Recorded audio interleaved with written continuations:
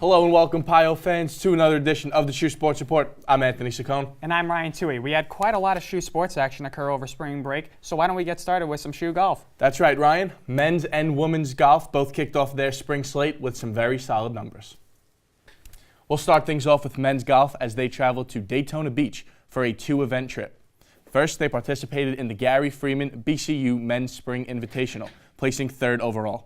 Sacred Heart standouts for the Invitational were senior Matt Shubley and freshman Saptak Tolbor, who placed fourth and tied for fifth, respectively.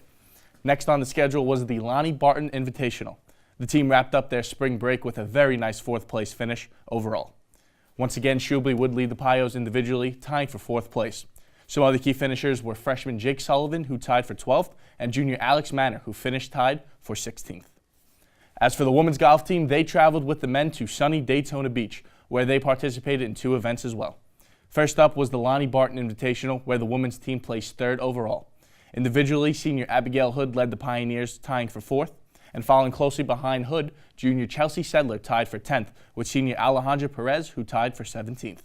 Next on their spring schedule was the Lady Cat Invitational. Once again, they took third place overall.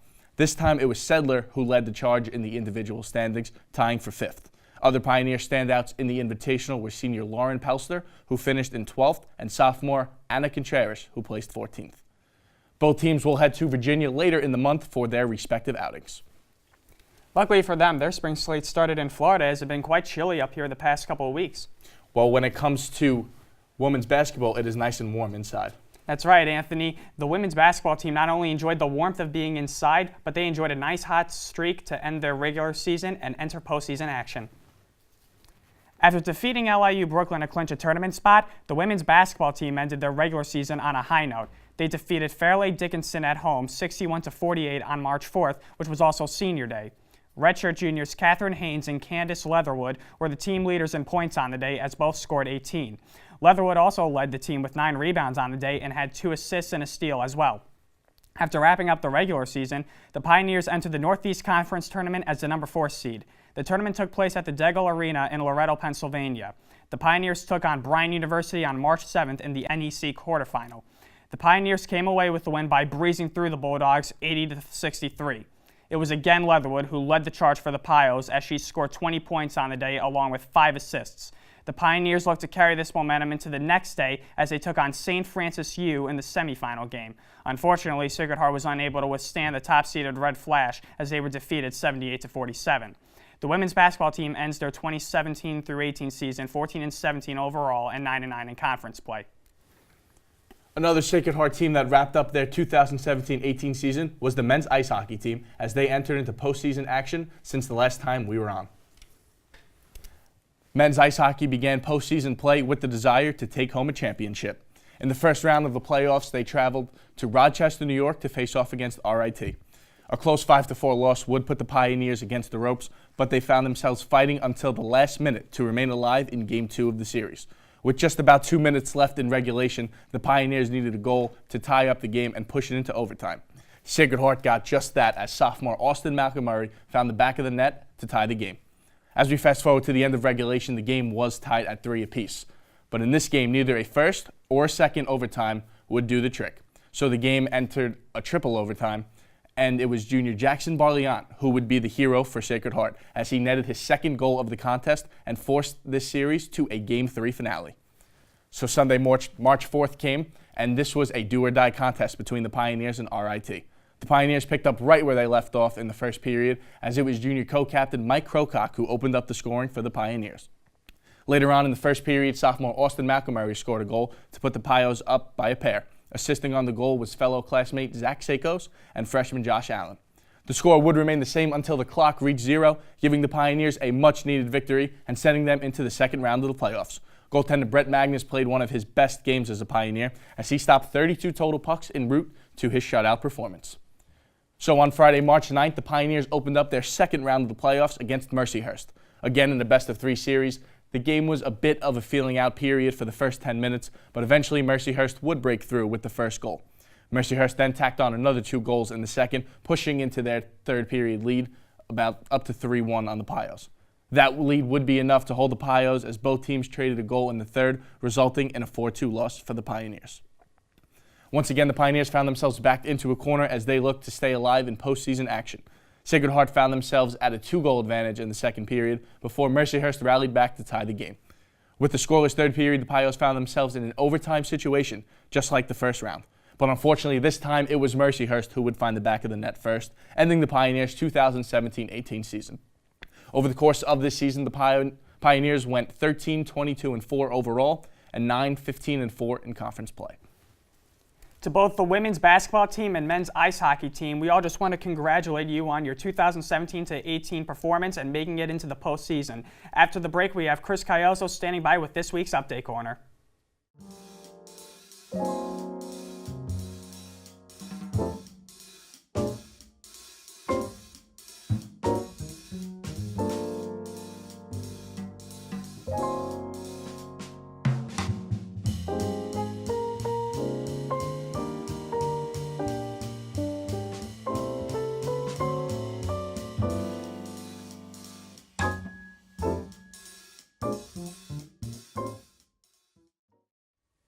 Welcome back to the SHU Sports Report. I'm Chris Calloso, and for this week's Update Corner, we'll start things off with Sacred Heart men's fencing.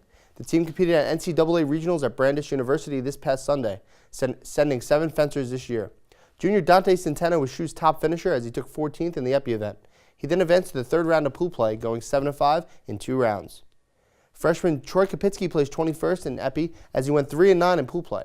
Freshman Nicolo Sermonara and junior Ian Cerneth finished 31st and 35th respectively. For the foil event, it was sophomore Julian Mallett who finished the best for SHU in 25th place, going 2-4 in his 1 round of pool play. Also, freshmen Lucas Wetmore and Stephen Clark finished 33rd and 35th respectively. The Sacred Heart University women's fencing team also competed at the NCAA regionals at Brandeis University this past Sunday. The women also sent 7 fencers this year. For the Epi event, freshman Ashley Cherry and junior Samantha Abbott finished 24th and 25th respectively as the Pioneers' top finishers. Freshman Daria Rudakova finished in 32nd for the foil event. Sophomore Gabrielle Petrie and senior Bailey Partridge, and they finished 29th and 34th respectively. For the saber event, it was junior Hassani Austin who finished in 26th, and junior McKenna Lamphere finished in 31st. Both fencing teams will have a chance to compete in the NCAA championships later in the month if any of the SHU contenders head out to University Park, Pennsylvania. On to Sacred Heart men's and women's track and field as they were in action last weekend at the ECAC IC4A Championships. Senior Michael Kearns finished with the second best star of his career at 15.91 meters, which finished him at 16th overall. 2 school records were also broken this weekend as graduate student Hannah Chamberlain beat her own school record set in the 800 meter with a time of 2 minutes, 9 seconds, and .87. Her performance placed her in the 10th in trials.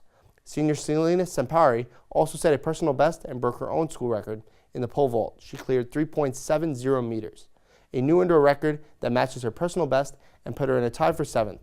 Since she finished in the top 8, she earned all East honors in her last indoor championship. Senior Keith Svensson set a personal best, running under 17 minutes for the first time in the 5,000 meters. She ran a time of 16:55.89, which is the fastest in this conference this season. In the weight throw, graduate student Akaduso Enzalimba earned herself all East honors in her final collegiate indoor meet, throwing 18.03 meters for the 5th place finish. Senior Jenna Rothmel set a personal best in that event as well with a throw of 17.48 meters, which placed her in 9th. The Sacred Heart University Hunt Seat won the regional championship last weekend with 40 points, ahead of second place UConn with 32. The Hunt Seat team finishes the regular season as the high point team for the 5th time out of the last 6 seasons. Junior Carrie-Ann Johnson won reserve high point rider and team MVP. She is also the second SHU Hunt Seat rider in the past 2 seasons to win the regular season Cacheon Cup qualifier and will represent Zone 1 Region 5 at the IHSA Zone Championship. The top 3 of 5 Cacheon Cup riders from each zone will advance to the IHSA National Championship.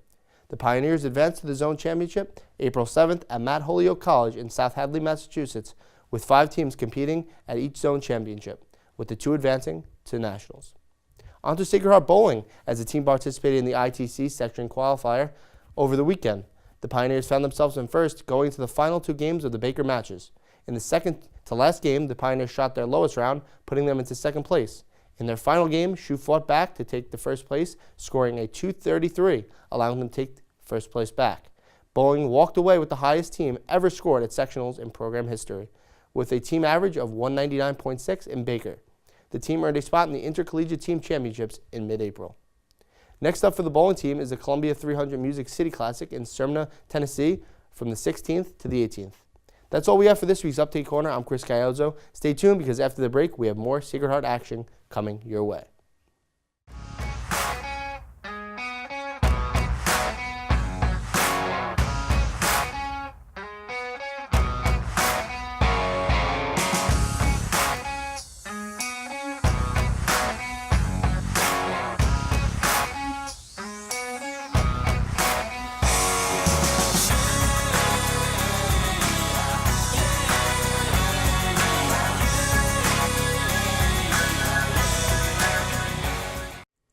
Welcome back to the SHU Sports Report. We have a few more teams that were pretty busy during the break, so we will get things started back up with some men's lacrosse.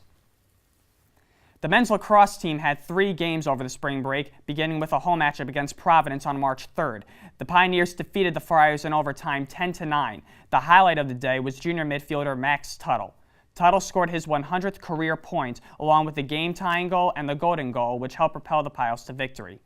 Tuttle wasn't the only one who put on a show. Redshirt senior Julian Garitano also had 3 goals, along with 2 ground balls.